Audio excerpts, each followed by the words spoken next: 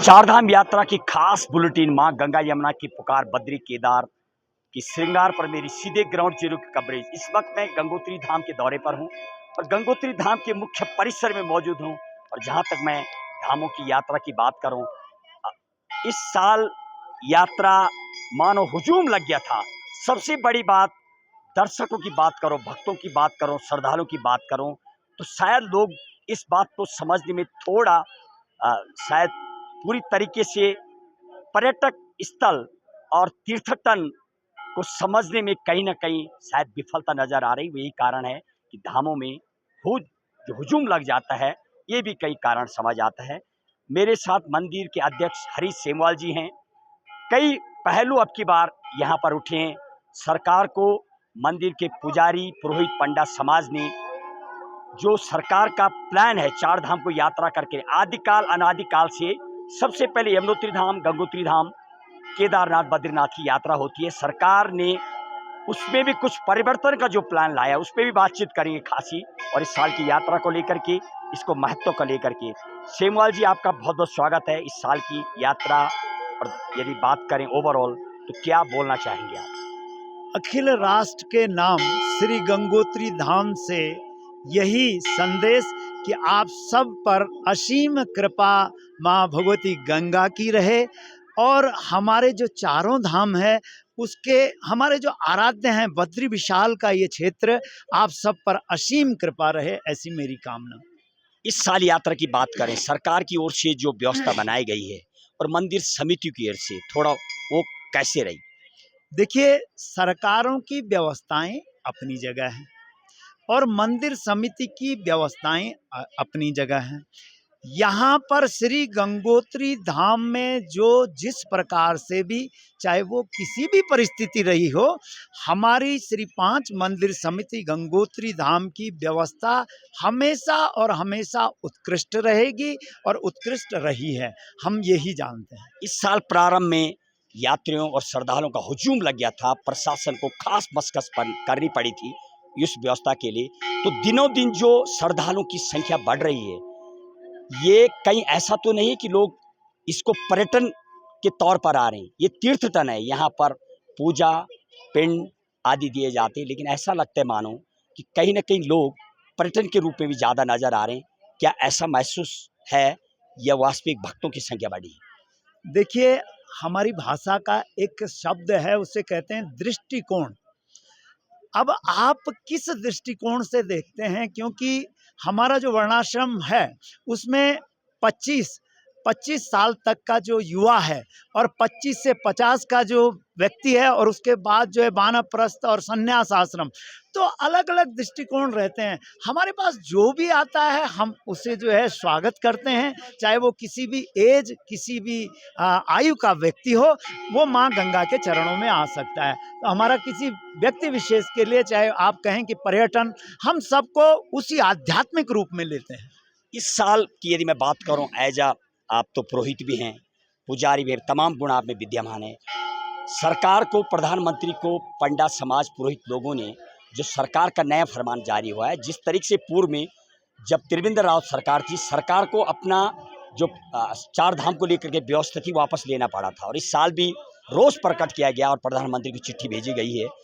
तो वो जो व्यवस्था बनाने का सरकार प्रयास कर रही है, उसको लेकर के क्या बोलना चाहेंगे आप? देखिए, मैं या श्री पांच मंदिर समिति गंगोत्री धाम या कोई भी समिति, ये सब पौराणिक आधारों पर चलती है, और हमारे 18 पुराणों में अष्टादश पुराणेषु व्यासाय वचनद्वयम्, उसी के आधार पर 18 पुराणों के अंदर में जो है वो स्कंद पुराण, और स्कंद पुराण में जो है वो केदार खंड या अखिल जो है उसके अंडर में उत्तराखंड। तो हमारे उत्तराखंड के चारों धामों की जो व्यवस्थाएं आज तक पुराणों में वर्णित हैं, उसमें जो परिक्रमा है वो सर्वप्रथम माँ जमुना जी के दर्शन, उसके पश्चात जो है वो माँ गंगा के दर्शन, और उसके बाद बाबा केदार जी के दर्शन, और बद्री विशाल के अंतिम में ये पड़ाव होता है, ब्रह्म कपाली आदि आदि होता है। इस प्रकार से हमारे चारों धामों के जो दर्शनों की प्रक्रिया है वो पुराणों में अनादिकाल से चलती आई है।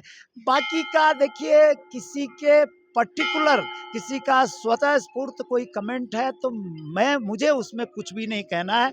मैं तो अखिल राष्ट्र के नाम यही संदेश दूंगा कि आज तक की जो व्यवस्थाएं चली हैं उसको आप लोग अपने हृदय में, क्योंकि यहाँ आध्यात्म है, उत्तराखंड आध्यात्म है, और आध्यात्म के रूप में आप उसका दर्शन करने हमारे चारों धामों में आते हैं।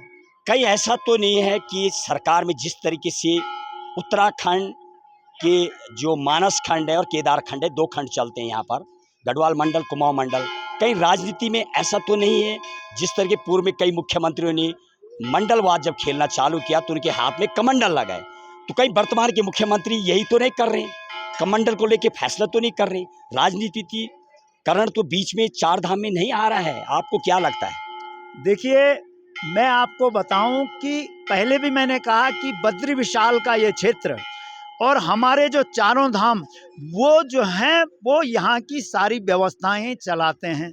तो मैं ये कहता हूँ, हमारे तो जो आराध्य हैं इस उत्तराखंड के, वो उनको हम जो है देखते हुए हम यही समझते हैं कि यमुनोत्री का दर्शन, उसके पश्चात गंगोत्री धाम का दर्शन, उसके बाद जो है केदार बाबा के दर्शन, और उसके बाद जो है बद्री विशाल का दर्शन लिखा हुआ है। बाकी देखिए, आप राजनीति की बात, क्योंकि पत्रकार बंधुओं, मैं किसी को भी ये नहीं कहना चाहूँगा, मेरा किसी से कोई भी ऐसा भाव नहीं है, आप स्वयं ही सोचें। हाँ, अगर किसी भी व्यवस्थाओं का परिवर्तन अगर आप सोचते हैं तो वो तो सब जो है ईश्वर के अधीन है। ईश्वर चाहेगा तो आप लोगों को सबको याद होगा कि विभिन्न परिस्थितियां भी इस उत्तराखंड में हुई हैं। तो ऐसी मेरी सबके लिए शुभकामनाएं हैं, और प्रयत्न ये होना चाहिए कि जो हमारे पौराणिक महत्व हैं, पौराणिक जो सिस्टम है, वट एवर द पौराणिक system is existing, that is Yamunotri, then Gangotri, then Kedar Baba and then Badri Vishal, तो वो जो है फॉलो रहना चाहिए। बाकी किसी चीज़ में मैं किसी राजनीति पे कमेंट नहीं करूंगा, किसी अन्य नीतियों पे नहीं कमेंट। प्रधानमंत्री को जो चिट्ठी भेजी गई है उसमें खास तौर पर उल्लेख किया गया, ये विवरण किया गया है, तो क्या उसमें ऐसा लग रहा प्रधानमंत्री तक चिट्ठी पहुंच चुकी है? क्या उसका कुछ अभी तक कंक्रीट ऐसा पुरोहितों तक और जो मंडली है, मंदिर समिति है, उनका कुछ वहाँ से रिप्लाई आया इसको लेकर के? मेरा कहना यह है कि हजारों तीर्थ पुरोहित, हजारों इस उत्तराखंड के वासी, ये सब लोग जानते हैं कि वास्तविक सिस्टम क्या है। तो उन्होंने अपने अपनी अभिव्यक्तियां माननीय प्रधानमंत्री जी, माननीय मुख्यमंत्री जी को भेजी हैं। तो उसका जो रिप्लाई जो है, अभी तक तो हमें कोई ऐसा वो सुनाई नहीं दिया है।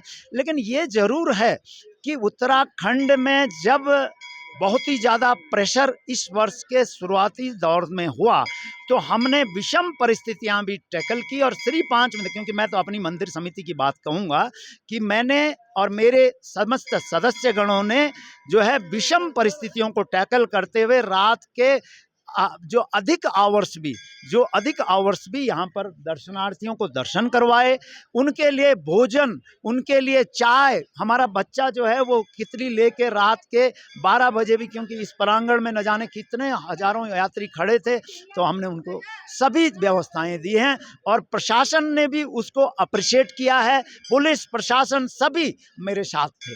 बहुत बहुत धन्यवाद आपके लिए। थे हरीश सेमवाल, मंदिर अध्यक्ष भी हैं, राजनीति में बढ़ चढ़ के रहते हैं, पूरी बात सरकार तक पहुंचाते। कई बार पूर्व में जब त्रिवेंद्र सरकार थी तब भी जो समस्या आई थी उसको निपटाया गया था। बहरहाल जो वर्तमान में क्या सरकार जो फैसला ले रही है, जिस तरीके से हुजूम 10 दिन में 10 लाख लोग पहुंच चुके थे, कई सरकार राजनीतिकरण करने का प्रयास तो नहीं कर रही। जब जाने का प्रयास कर रहा था, हालांकि उनका कहना है ये तो बद्री विशाल है, जैसे देव की कृपा होगी, जो यहाँ का धार्मिक सिस्टम चलता है, पर कई राजनीति भी नजर आता है। बहरहाल दिखाएंगे आपको, करेंगे बातचीत, क्या कह रहे अन्य लोग इसको लेकर के। बहुत बहुत धन्यवाद, बहुत बहुत साधुवाद। शुभ हो, और सीधे ग्राउंड जीरो की कवरेज मंदिर परिसर गंगोत्री धाम से कई मुद्दों पर सीधे बातचीत दीपक पंत के साथ। महेश बोगड़ा, गंगोत्री धाम से ग्राउंड जीरो की रिपोर्ट।